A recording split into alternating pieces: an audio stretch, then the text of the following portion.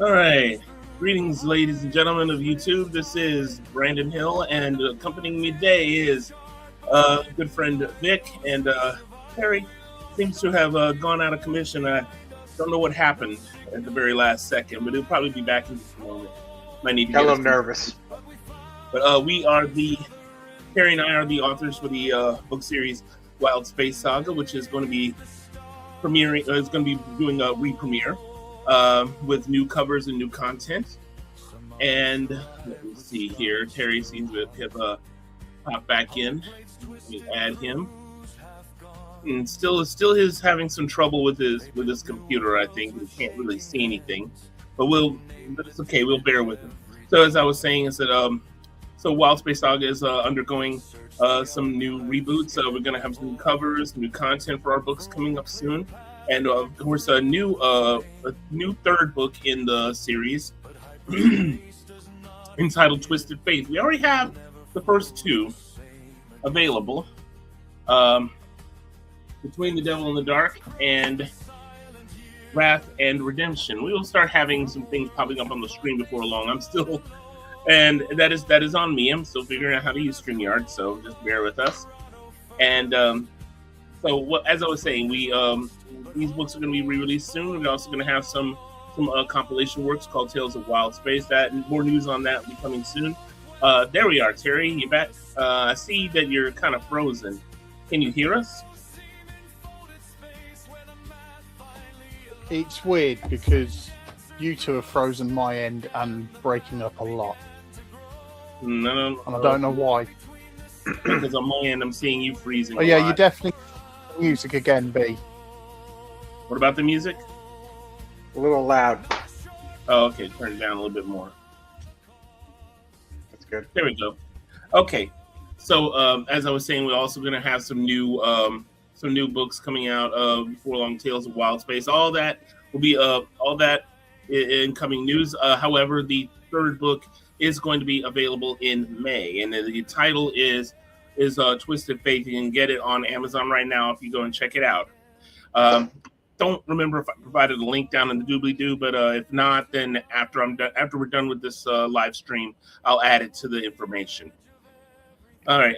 So today we are discussing how it all began, how it all kind of came together. Let me pull up the comments. Do we have anybody in the chat room right now? Let me see. Another lowering the volume with your private chat. I'm not seeing anybody in the live chat, unfortunately, not right now. But that may change at a later point.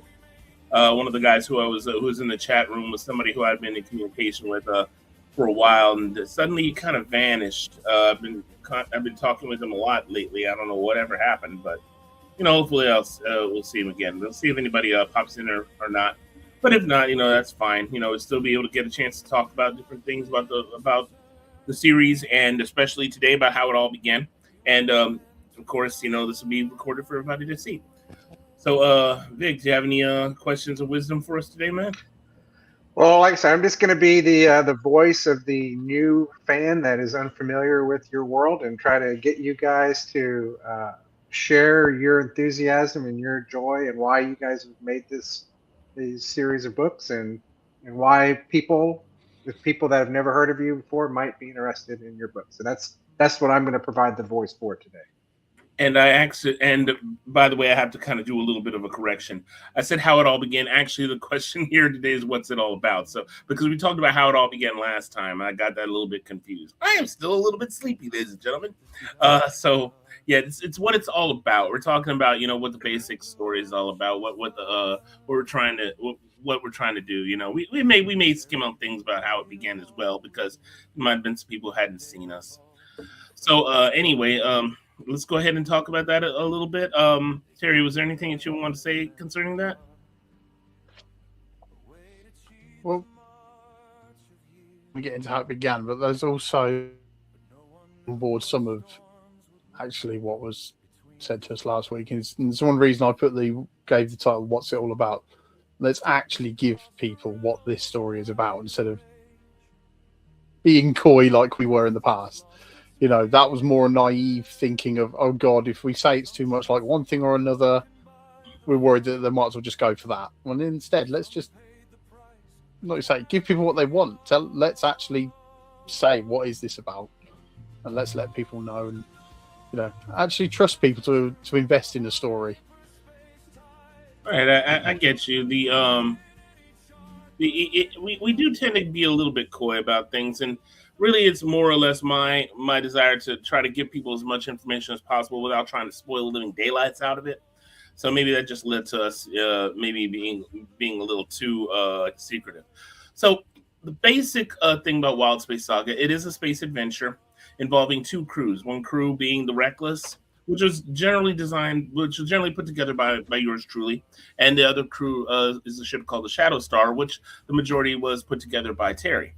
And the Reckless includes Xerxes Paraska, who's the captain of the ship. It was bequeathed to him by his dad, who went missing one day.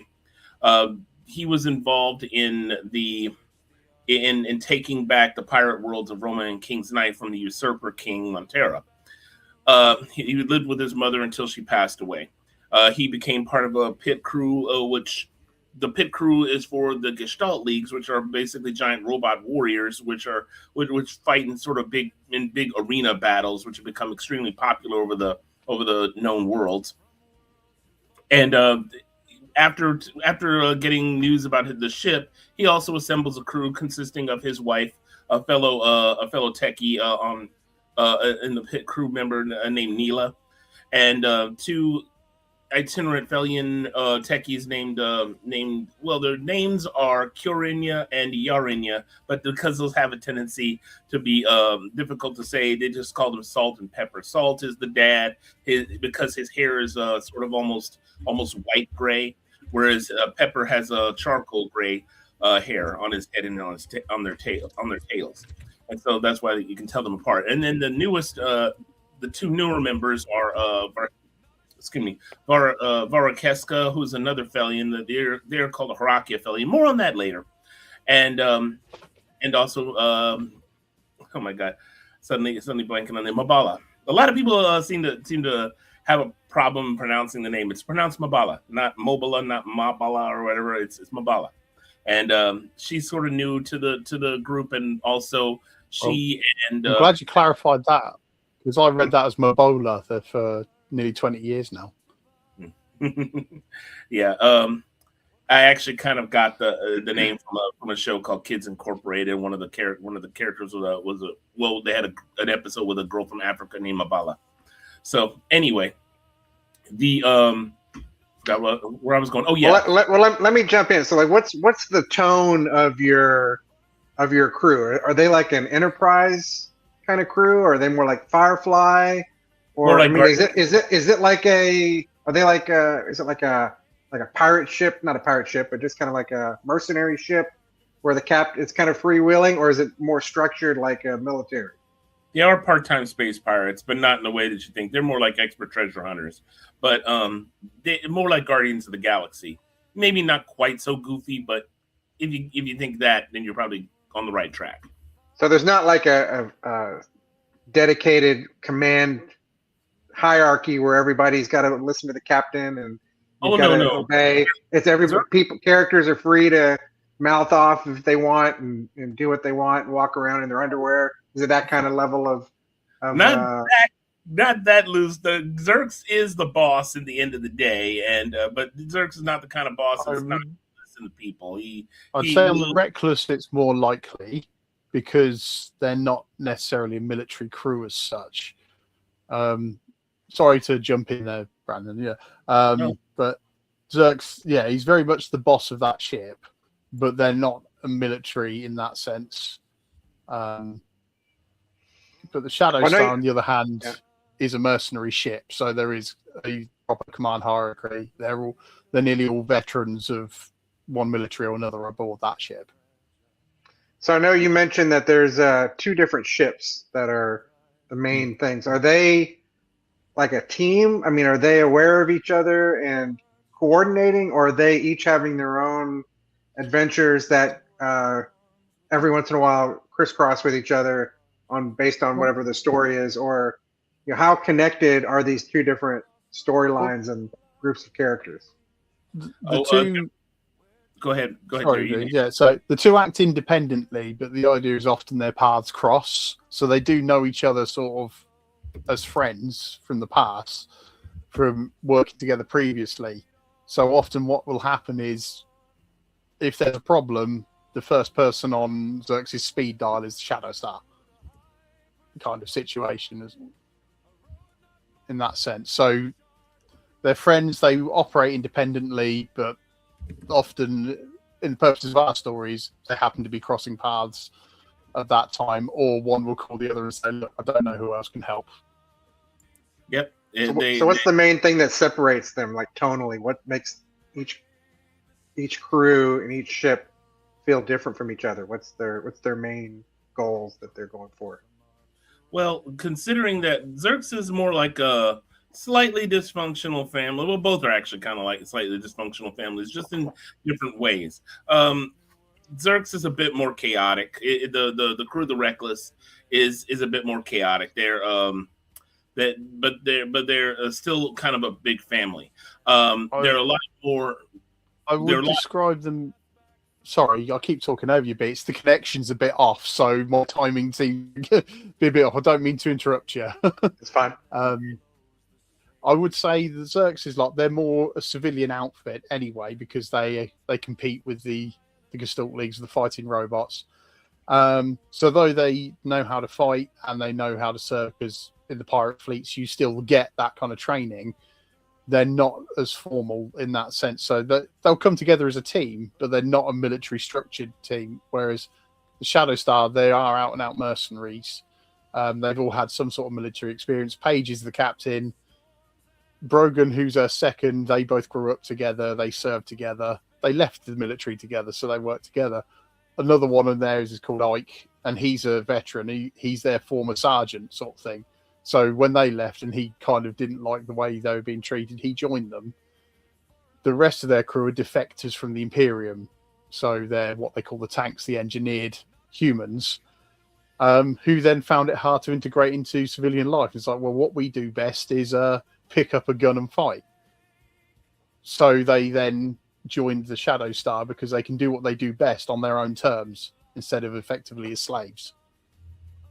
So when this series starts, are these ships kind of and the characters and the crews kind of already established, or is that part of the beginning or the journey of the books where we find how they come together? The first book, basically, they're already together. There may be flashbacks at a later point that may explain things in a bit more detail. But yeah, both crews are established. The difference between Xerxes and the Shadow Star crew and the Reckless crew, or vice versa, is not just in what Terry said, but is that the Reckless crew is actually still learning how to suss out the Reckless. It's a ship from the first Imperium, which had more advanced technology, and so the ship has a few more interesting surprises that people that they weren't aware of. Not only that, but it's programmed in such a way that it actually can do things proactively.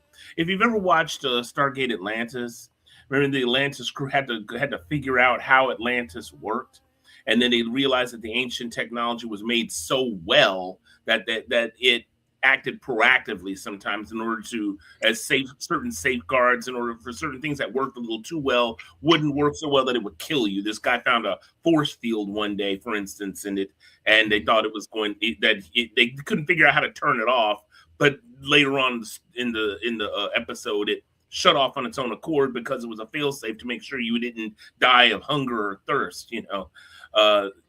This is kind of like how they're figuring out the Reckless. There's certain devices in the Reckless that put stalled certain things out in order for another thing to not happen. There's things that happen in the first book involving going too close to the gravity well of a pulsar. The ship was siphoning power for one thing and had to shut off another in order to keep the ship from falling in, even though they thought they were gonna fall in. The ship ended up fixing itself so that it wouldn't, but it resulted in some other slight problems as well. the Reckless is capable of learning on effectively independently. So whereas a lot of ships in this time, it's a massive computer system, but You've got to operate it. You've got to tell it what to do. They're all pretty dumb. A lot of that is the idea is in the background. There was a series of wars that basically put everything back, set everything back quite significantly. So ships like the Reckless are rare. The Shadow Star technically is rare because they share a similar old power unit that isn't easy to replicate anymore. So a lot of what they do for the mercenary side of things is they do a lot of corporate work because the corporation wants the data from the drive so they can reverse engineer it when they fund the mercenaries. So the idea of the Reckless is they will come across a similar situation another time, and the ship has already knows your fighting style, your how to act, how to best act, and will already start implementing that stuff on its own. And that's why it becomes a bit of a prize, really.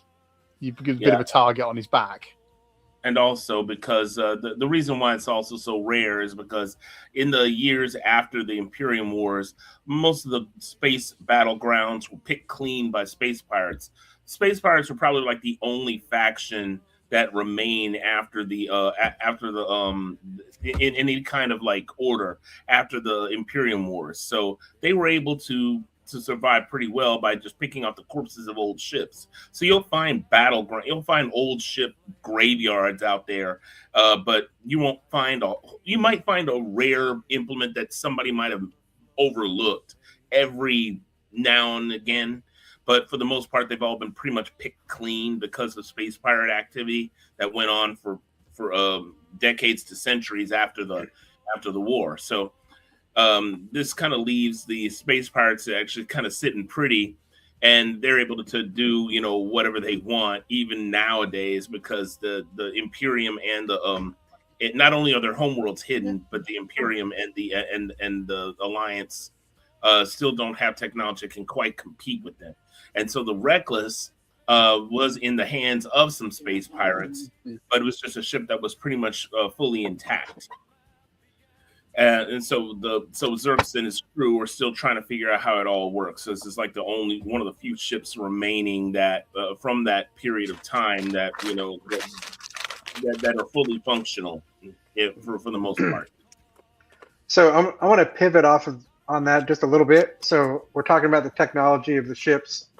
What's like the overall feeling of the technology of the universe? Are we talking hard science fiction?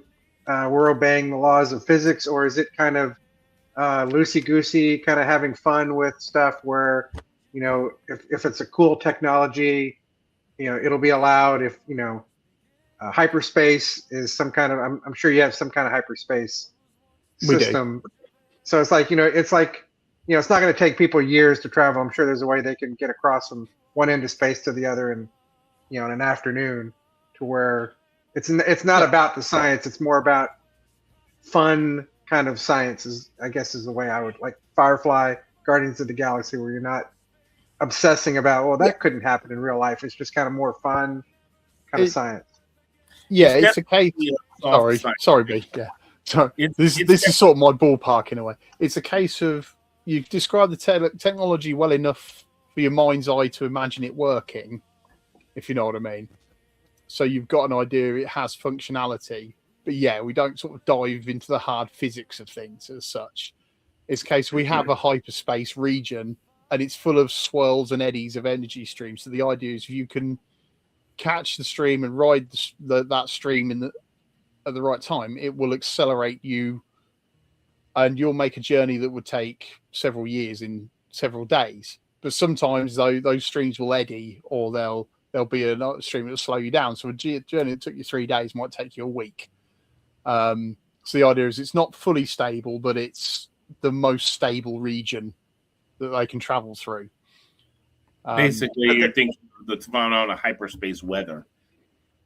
But generally, I'm sure you guys kind of yada yada, and they arrive at the next spaceport. You're not worrying about reverse thrusting and momentum, and you're not worried about any of that stuff. It's just the ships can do it. We just land. Let's get on with it. I mean, the idea is, a lot of it is things like the Shadow Star. It has what I call a graviton wave drive. It uses literally gravity to maneuver itself to propel itself and then to lift off and land. Because at the end of the day, it's a 350 meter long, 50,000 ton ship. To try and follow physics properly, that thing needs a big, huge fuel tank and a load of solid rocket boosters to get anywhere anytime it lands. So you've got to have some more fantastical technology for it to be able to operate. Well, to kind of calibrate the wild space universe, what's kind of the craziest extreme of technology that exists in this world that most characters would be aware of and just kind of think of as like, commonplace? There's a lot of nanite-based technology. Because the idea is when they left Earth, they have a ship that was a city in itself. It's effectively you land it and it's like a prefabricated colony. And they have a whole set of raw material and a nanite, like a nanite storage. And the idea is that would use the fluid to build your first settlements, your first infrastructure with, and then you can then program that to use some of the raw materials around you. So then you've got an established sort of basic colony. From there, you can then build. But the idea is it's used in every... Sorry, I'm talking over Brandon again. This connection's a bit funny tonight. But the idea is you've got ones used in medical to heal basic wounds with or do minor surgery with. Things like that, really. It's used a lot in different ways. Yeah, the nanotech is something that is there's not a lot of it left for the bigger things, and so and a lot of what they're using it now is stuff that they're figuring out how to do again. It's one of those like rediscovered technologies. So yeah, I mean, at one point in time, they could build an entire city or what's the word I'm looking for? Terraform entire worlds with it. They haven't quite gotten back to that point yet. Now, Felian technology is a lot more advanced, and so they probably have stuff like that. But Felians are also being kind of secretive on using their technology with humans, especially they were less reticent before the Imperium Wars, but after the Imperium Wars, it just scared them so bad that they stopped really sharing their tech with humans. But at the stories right now they're kind of reaching a point where they're finally starting to reopen things with with at least the Alliance, because they see the threat of the Second Imperium. The Second Imperium tried to make an incursion into Felian space, and the Felians taught them the severity of their error. This is one of the reasons why there's so many tanks that are defected from the Second Imperium. That fleet got trounced, and the few tanks that were left kind of got disillusioned. Okay, well, adding on to that, so like the universe that they're in, what kind of is this a civil or a galactic civilization that's been in existence and operating as like an imperium or whatever for thousands of years, or is it something where the different races have recently come together? How long has the status quo been like it is? And what is the status quo? It's been that way for several centuries.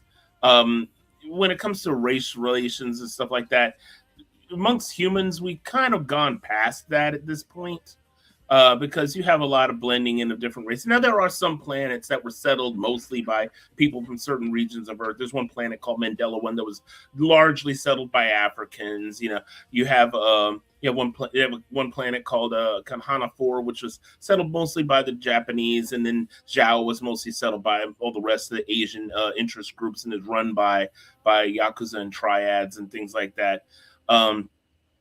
So you do have some planets that have a particular flair. Also Zhao is also partly settled by people from India, because they have a subcontinent that's called Ananda, which is settled which has more of an Indian flavor. But you see what I'm getting at. However, like I said, the whole race relations things amongst humans have, for the most part, we're beyond that. Though we do still have racism, and some societies still aren't terribly trustful of Felians. Is there an emperor? Is there like a galactic senate? What's the thing that keeps everybody together? Alliance. Well, the Alliance is basically a loose alliance of worlds, a loose confederation. They have basically sort of I don't want to call it a parliament. More or less, it's I guess it's sort of the way the UN is. Maybe not quite as much as a joke, but Well, the with the alliance, it's a case of it's mutual survival. At the yeah. end of the day, it benefits them to trade, to work together, and to sort of, merge the militaries. It's not like Brown says, they're not perfectly. They don't necessarily all get on, but for the greater good, they'll work together. The Well, are there wars happening? I mean, I'm sure there's got to be conflicts between different regions of the galaxy, and that's what one of the things that helps with piracy and mercenaries to a lot of ply it's their between trade. a lot of it's the border between the Imperium and the Alliance. The Imperium itself is sort of the remnants of the first Imperium, trying to sort of recover some form of glory, but also because resources. They're highly militarized, and Yeah, the Alliance worlds near the border have a lot of what they need and what they want. So it's like, well, we're going to help ourselves. yeah. The worst of the fighting is actually on a planet called Tintagel 9. It's a very strategic location, and it's being contested between the Alliance and the and the Imperium. In the people of Tintagel 9 are actually loyal to the Alliance, and they're asking for help, and they're trying to fend off the Imperium, and the Alliance is sending resources there to fight. And so the planet is in many places kind of a big battleground.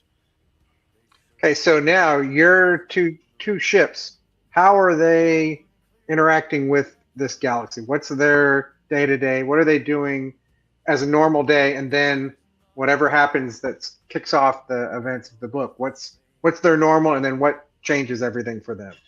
Well, Zerx wakes up, kisses his wife. Okay, I'm just kidding. But anyway, generally speaking, Zerx is they are Gestalt pilots. They work for the G1. That's sort of their official job, but they also take small odd jobs here and there. Some of them may be somewhat less than legal because they do have affiliations with pirate clans. Oftentimes, Alexa, the pirate queen, may give them certain special missions to run, look for a treasure here, take over a ship there, that kind of thing. That's also his connection to the king, because he's actually a cousin of the pirate king himself.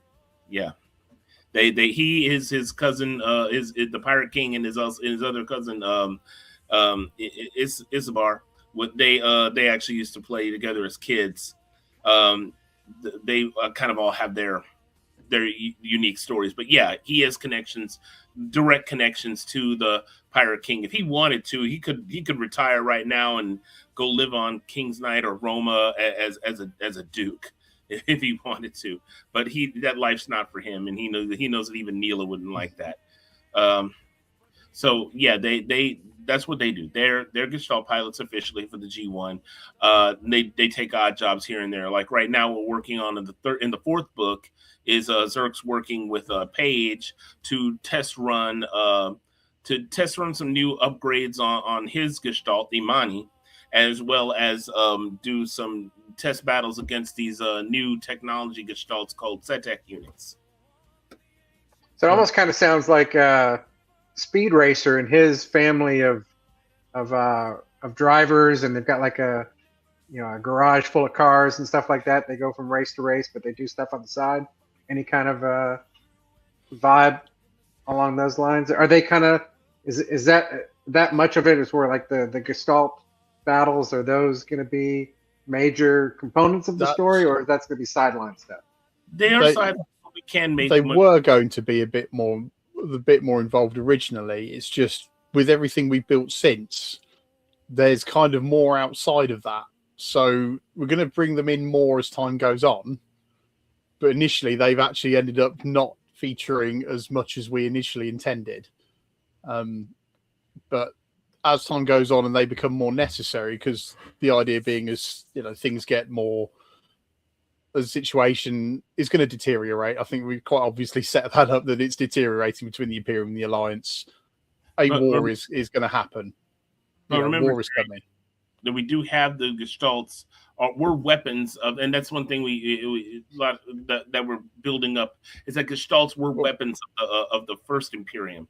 And remember, it said that there are things about the gestalts that haven't been fully unlocked. And so when things finally get closer to the big conflagration at the end, we'll be using gestalts for more than just gladiatorial matches. It's a case of the first Imperium was so advanced. It's like, hey, well, let's do war with giant robots because we can. Rather than sorry, go on. So there's a lot of tech in this universe that has kind of been forgotten, and people are rediscovering it. Is that a fair component that happens periodically in the story? Yeah. Yes. So some of it is. Go ahead. A case of it exists, they can use it, but because the knowledge on how to build it from scratch has been lost, they know how to maintain it, they know how to run it, but making brand new is not there. It's a case of, like I said, with these drive units that they run called Tesseract drives, you can find one that's active, brilliant, you can pull it out, you can install it, whatever you want. If it's dead, there is no knowledge on how to restart them or even build a new one. So they're researching the active ones, trying to learn to understand them again, so then they can build new ones. Because they're almost unlimited energy at the push of a button. Yeah, it's sort of like what you're doing with them. I have a couple of questions about like the whole saga in general. So I guess how many books do you think this is going to go, or is it just going to be an ongoing thing? Is there going to be one overarching story, or is it going to be each thing is going to be standalone and kind of sort of connected at most? We've been the question about how many books it's going to be is a question we're asked all the time, and as I tell everyone, I say it's just going to take as long as it takes. I didn't have a set number of books planned. As it stands, we don't know. We do have an overarching plot. This is something that, speaking to you, Vic, in the week, where I said where we were a bit coy on it, but ultimately, it's better to let people know. And the whole point is that there's evidence as things go on that there was an extinction level event across the galaxy by a race a long time ago. Yeah, even before years. Okay. Now, nearly no race from that time survived apart from one, and we haven't really mentioned them much yet. But the idea is that they're quite secretive, but they've seen the potential in the existing races to be able to actually advance well enough and learn well enough to actually stand up against this threat, which they know is going to return.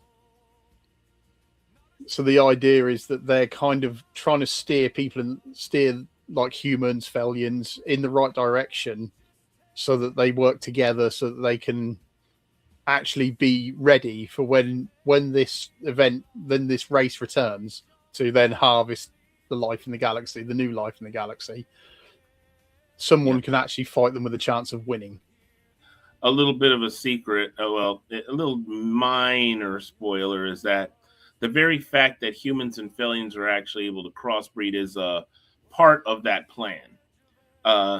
Because a lot of people, because I know some people complain about, oh, you got humans and aliens having kids together. That's just so Star Trek-y, And I was like, and your aliens are covered in fur, so they're furries. And all that. Anyway, a lot of people would complain that something like that is so Star Trek-y and it doesn't make any sense. Well, what we have in the backstory actually makes it make sense, because no other alien race would have been able to do that with a human. Felians are for a very particular reason, which as the story progresses will get revealed. And the tendrils of the story are going to go back thousands of years to slowly reveal a lot of this conspiracy that's definitely underlying all of this. The threads will all come together. Just they're quite disparate at the moment, because the idea is it's just to build, rather than run before we can walk. We're writing the stories and letting the characters develop, letting everything just come together. and then we'll probably know roughly when it's going to all go to hell, if you know what I mean. But that's why we don't have a set number of books yet, because we know where we want to be, but we know what we want to tell first as well. So now, without spoiling too much, Hmm. what's the inciting incident that brings these two crews into this, what turns into a huge galaxy-spanning event at some point? What brings them in? Like, I'm sure they're just going about their day doing their normal thing, and then something happens that changes their entire course of their lives. It's actually several. Start going. It's actually several things that kind of happen. The first couple of things kind of put together in the first book, particularly when Xerx is trying to break in the Reckless. You already have elements of the Second Imperium want to kind of acquire Xerx for certain reasons. And so it leads them on this little adventure in their ship trying to break it in for the first time and discovering its quirks. And that brings in the Shadow Star, which have been investigating their own little thing when it comes to dissidents. You see, after the pirate worlds were won back with the rightful rulers, you had a lot of people who were still loyalists to Montera got scattered out to across known space, and they're just simply called raiders or scumbags or various other colorful words by the pirate king and queen and their loyalists. And so they get other pirates and mercenaries going after them, and so that's what Paige has been doing. And in the process, they also find information of other people working with the raiders. So, and those elements are going to come together along with the things. There's also the corporations. The corporations, like we said, because space is pretty much a graveyard of all kinds of technology, dead technologies. They found bits and pieces of various, races, even some of the technology of the original race that harvested the galaxy. And as you can imagine, corporations like to play with things and see how it works and maybe make products from it. So there's a lot of that happening where there's people playing with things maybe they shouldn't. Yeah, that leads to the second book. A little Weyland-Yutani going on there. Oh, yeah. In a way, but maybe with less creepy eyeball creatures. It's a case of this technology. If we can unlock it, it's going to make us billions. It's going to make us the dominant force in the market. So you can understand they might want to play with it, and they're trying to do things with it maybe before fully understanding it. But that's also a trigger to let other races affiliated with the big bad know that somebody's playing with your tech. Speaking of big bad, do you have a big bad villain, like a character like a Darth Vader or an Emperor, or is it more of a corporation or a government as the bad guy? We have multiple villain characters. Even one of the major villains, which Xerx runs into in the second book. But we also have other major villains along with her. They even work with her. We have this major big villain. She's sort of a mad scientist. And she's worked for the Second Imperium, pretty much worked for anybody who will give her enough money. She has her own agenda. And then you have other villains that they run into later on. Particularly, there's one particular villain who runs a racist cult that you also kind of realize after certain conversations in the couple of books that he might have been behind some of the elements with what this mad scientist was doing because of his own machinations. Because this goes into what I was telling you earlier. I said with the human race, we haven't so much licked racism, but it's not really much of a thing anymore. But the racism we do have is they have a lot of factions that do not like Felians. Yeah, and there's a particular cult that's really more about genetic purity rather than keeping humans human rather than hybrids, rather than what particular race amongst humans you are. It's a case of as long as you're human, 100%. in that sense. Yeah, they believe in keeping it 100 in the worst way possible. So, all right, I want to pivot a little bit to just for you guys, just talking about your process. Like, what about your world is the most exciting for you to create? Like, what gets you guys thrilled about your writing process? And is it writing the characters? Is it the world building? Is it the dialogue? What gets you guys motivated to write all these stories? for me, it's definitely world building. I've always been a world building person. Books that I read, so one thing that really, really draws me into a story is the world building. I love constructing things. I love putting together the backstories and how this world works, the races, the different creatures, all the minutiae. There's always been the thing that's drawn me to books, to TV shows, all kinds of stuff. It's probably where we complement each other in that sense, because Brandon likes to build the world and then I'll fill it with things. So everything from the tech to the characters is something I enjoy. The thing is, I especially enjoy building the flaws in my characters. What makes them who they are? What have they been through? Why do they act the way they do? Like the tank characters, they're tanks because they're grown in tanks. So you've got, a 7-foot tall, female Amazonian space marine who's actually can field strip a rifle in seconds, but you ask her to peel potatoes and she'll slice her fingers open, because it's like daily tasks are not what she was built for, what she was designed for, but it's what she wants to do. She just wants to cook or make a drink without crushing a cup, and things like that. And it's like you're in a world where, you've got a machine that can do this for you. Yeah, but I want to do something. I want to do normal human things. I don't just want to be kicking a door off its hinges, just because I can. I want to do ordinary stuff, and it's sort of things like that. Or, like I say, the character we talked about previously, the character Pip, designed to be a human processor, live in a pod of fluid and just process information all day, hack computers, do that. She can do all of that, but the real world is something that she wants to be part of. So she's constantly having to exercise to keep her muscles working. She's like having to understand that things hurt. If you pull a muscle, you fall over. That's all. You're a god in cyberspace, but in the real world, you've got to look after yourself. You've actually got to do these menial things. And it's them sort of just understanding this world they're now part of, whilst operating a spaceship and having space adventures and being shot at. They're just trying to learn normal, everyday tasks that we take for granted. Okay. Yeah, go ahead. Yeah, I'm the broad brushstrokes guy. He's the small details guy. I do paint Warhammer. Yeah. So okay, well, just kind of real quick, like the Gestalts, are they going to be basically giant robots, Robotech, or BattleTech kind of giant, or Pacific Rim sized? How big are we talking? They are a bit bigger than Robotech. Probably think Gundam, maybe a little bit bigger, but yeah, about that big.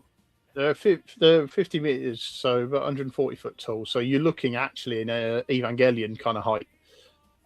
Okay. Now, when I see things like this, and I know that at one point you're telling me that they were part of some kind of the Imperium and were used in wars previously, I'm going to fully expect that we're going to see a squad or a battlefield filled with these things at some point in a key. I mean, is that something I can hope for if I'm reading this, or? Yeah, because at the moment you can find battlefields out there, old wreckage with parts of old Gestalts. Matter of fact, I'm talking about a battlefield coming up. I want to see a battle. I'm going to expect these things to be used in a battle, in the final battle of some kind of important battlefield. I want to. I think I want to see that happen. Oh yeah. At the moment, there's only a handful, because again, it's just the understanding of getting them back in working order. So the ones that exist at the moment still operated to some degree, so they only required a level of repair. They're a bit more than just a plain robot. I mean, I've talked over Brandon a bit. I apologize, Brandon, but when he sent me them, obviously I'm the man who then developed them. So it's rather than big motors and engine stuff like that, they've got a power core and artificial muscle structures. So they're called Gestalts, and this was actually Brandon's thing because when the pilot and the AI and the machine merge together, you become one machine. So you're both at the same time. And the idea is that the ones that exist at the moment, there's only a handful because they were already working, because they knew how to repair these bits and pieces. Once the understanding comes to actually produce new ones and actually reactivate dead ones, there will be a whole lot more of them. Cool. Okay, going back to the structure of your books. What are the chapters? Are we talking about a lot of multiple POVs where each different characters have their own POVs, or are we in one character for most of the book? Well, I mean, considering Vic, you've read some of the whenever we do our I'm pretending I don't know any of this. So go ahead. Okay, yeah, all right. So yeah, for the folks out there, yeah, it's written in third person, limited omniscient, which classic way. But yeah, the chapters can jump from one character to another. Which they have done. As a matter of fact, in the fourth book, we did that a lot. We jumping like from the scenario with Xerx and Paige, and then we have another scenario involving Artemis and Maria, and then we have another scenario involving Chiron and Pip, which are all kind of on their they're doing different things. And we have a large ensemble cast, so they're often all doing something, or the ones who aren't relevant to the story have gone off on a bit of shore leave or something, so that we can conveniently. Who would you guys say are the main 4 or 5 characters? Who are the primary main characters, if there are? Xerx and Paige are the 2 main characters. Yeah, so the majority of the story is going to definitely be told through them. And then probably Pip, because she's so loud that she can't be ignored. Yeah, and when it comes to the Reckless crew, a lot of things I've done has been like with Salt and Pepper because of their dynamic. If you ever watched Pacific Rim, their dynamic is similar to the Australian dad and his son. The father and son, yeah, those two. Yeah. And so they kind of bicker a lot. Though originally, and I'm going to be doing this a bit more, probably pulling things from Neela's point of view as well, which I did do in the beginning of the third book, because Neela was kind of left in charge of the Reckless for certain reasons. So I also want to do things with her because Neela and Xerx have a very, very close and very intimate relationship, and I definitely want to sort of make more of a dynamic there. I mean, there's some things that even I'm trying to pull together with them. I do admit that Terry's dynamic with the crew is actually far better written than mine. Though that is something I'm cleaning up. So it's more just that's something I've always done though with characters, and I've got plenty of stories that went nowhere, dead stories I've never done anything with. But it's something I will always sit and think about. Well, okay, these people, this ship is their home as much as it is their workplace. So they live together. They're as good as a family. They might be dysfunctional because they're different personalities, different backgrounds, but they're all, as I think I've said in the past, they'll develop a shorthand way of talking to each other. One person will, you don't call it the full-on wibble snack dolphin pump drive. You just call it the D drive or whatever, and everyone knows what it is.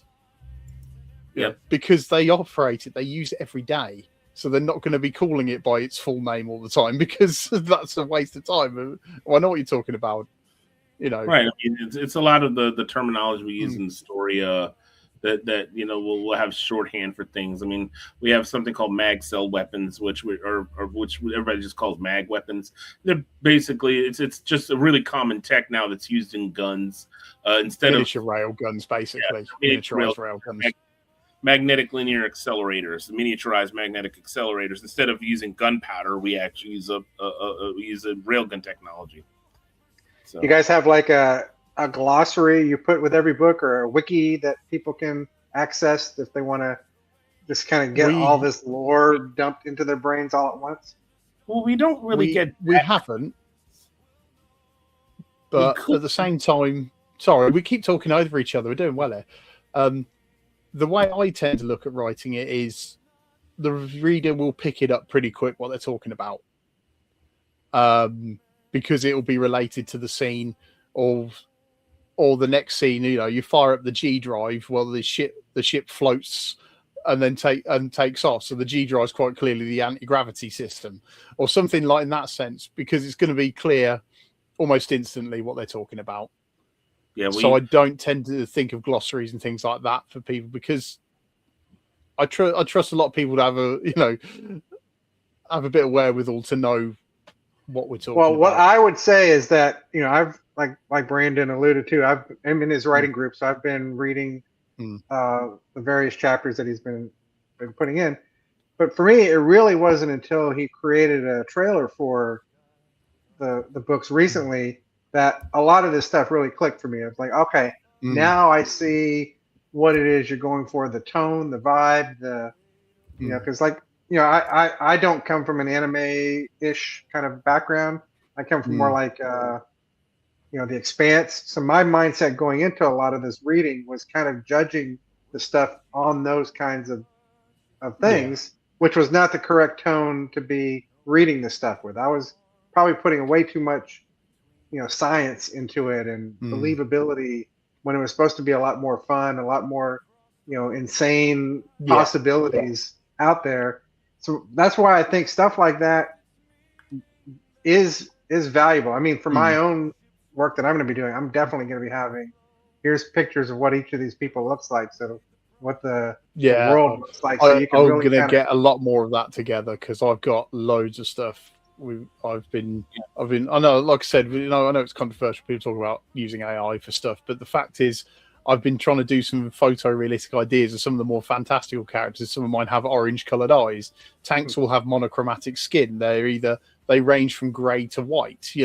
Rather than pink to brown, as it were, which is in human terms. So they look very different. Often their eyes are fantastic colours, as scarlet, or say bright orange, or even fully black. Pip's eyes are iris is a black. They're not just dark grey or anything like that. And part of that is a quirk of the people who create them showing off what they can do with them. So I've been trying to get those sort of renders in to say, rather than just an anime face, because my art style is really stylized, as is Brandon's. I want to show you what this person would be like if they were a real human being standing in front of you. Yeah. Now, as for glossaries and whatnot, I mean, what I would love to do one day is do something of a book that has concept art and glossary terms and things like that. Because what I really love, I collect art books from like different movies, and so maybe one day if the stories get popular enough, I'd love to make like a book with a lot of the different things in there. Take some of our artwork that we've done on DeviantArt, and maybe even just professionalize it through AI and show really cool designs of what we see these things looking like, that kind of stuff. So I mean, we even have like set logos on our DeviantArt page for different corporations that exist in that world, and also for different flags and all and such. So I guess I know we got to all go, but I'm gonna wrap up. I'm gonna give you guys each a question, or the same question that you guys can answer.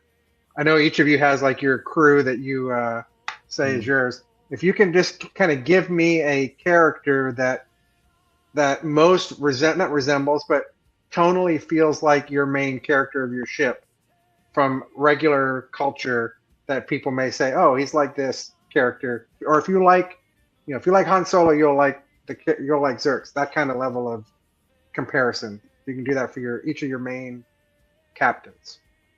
Okay, well, really, you kind of it's not absolutely hitting it on the head. Zerx is very much a bit like Han Solo, except not as lucky. He's kind of like the kind of person is like, oh God, why if it he's Han Solo if Han Solo were played by Murphy's Law. So if Zerx didn't have bad luck, he'd have no luck. Yeah. It just kind of stuff happens to him. But hey, at least you can never say his life is boring. Well, and I think with Paige, it was unintentional, but then I kind of realised I decided she's quite good with twin swords on her back, and then she's lost an eye, so she has a prosthetic eye, and then I realised I called her Paige Wilson, and then I go, oh God, I've made female Deathstroke because of Slade Wilson, and who's got two swords on his back, who's quite good in. Difference is she's got prosthetic legs and arms due to, again, the sort of horrors of war. But yeah, she's very much that sort of strong-willed captain. Doesn't matter that she's female. It's a case of a person who is no nonsense. I'm trying to think of someone who's like that. Probably be Ivanova from Babylon 5. You know, everyone was like, yeah, you don't upset her. Don't upset her. You'll soon know it. And Paige is very much like that. You know, get on with the job. Let's do it. In fact, she clashes with Pip a lot because Pip is like a teenager at this point. You know, her personality is developed from having unfettered access to the internet and everything like that, from being in a controlled environment. So she's very much dealing with her own crew as well as anyone who then like say the wrong thing or mess with the wrong person in my crew. But both of them are definitely, I wouldn't say heart of gold, but they're definitely the heroes of your story. They're the characters we're supposed to identify with and root for. They're not necessarily conflicted, or they're not any kind of dark journey that they're going through, are they? Paige does what she needs to keep her ship running and her crew fed, basically. So it's a case of, I'm a mercenary. She does a lot of corporate work for one of the main corporations. She's almost on retainer for them in that sense because they pay really well. So it's a case of, if they call, we answer that one, never mind another job. They get priority. But the whole point is like some of these jobs she dislikes intensely, but it keeps her family alive and running another day. Yeah, and Paige, sorry. Xerx sometimes feels like, he's herding cats. So with his group. A couple lovebirds, a father and son are always bickering. His wife seems to have things more together since she's the mother figure of the group. She tends to be more laid back, but then when Xerx isn't around, she does kind of reveal that, she does realize that he takes care of a lot of the stuff, and so she's a little bit less confident. But she gets the job done too. They work very well together. I suppose it's very much like the old Clint Eastwood Man with No Name character. He's out for himself, but then he'll do the right thing as well. He can't just stand by and let sort of unjust things happen. He ends up doing what's right, and they're very much the same. It's like Paige is, I've got to pay the bills, I've got to keep the lights on, I've got to keep this ship running, but that is blatantly wrong, and I am not going to stand by and leave it. Yeah, Xerx is the kind of guy who would be perfectly content to just be, soaking in the spotlight and working on his in the arena, and then working on Imani, all day long. But that's even that isn't always going to keep the lights on, especially if he's got a losing streak. So he bears down and takes care of jobs that he may not always like to do, and knows that something's going to go wrong at any given time. But he does it because he loves his family. Sounds good. Well, guys, it looks like we're kind of running out of time. We've kind of let this go on a little bit longer, but today is the day, and this is the reason why we had it at 3:00, because I have to work today, unfortunately. But trying to keep consistency up, but yeah, unfortunately, Brandon's got to go to work, and it's nearly 10 p.m. where I am. So this was definitely for the consistency of it, because we want to keep doing this and getting more people interested in it. So, for those of you looking at this after the fact, because we don't seem to have anybody who joined us today, unfortunately, but that's okay. You can always check us out after the fact and check out our books. We have the information down below, and we'd like to extend a bit of thanks to Vic for joining us today. And absolutely. Yeah, you were a real big help, man. If you ever want to come back and ask us some more questions, hey, pick our brains. We love it. All right. And so until next time, everyone, this is Brandon Hill and Terrence Pegasus, World speaking for Wild Space Saga. Everyone stay have fun out there, and always follow us on the Northwest Passage. Take care. Thank you.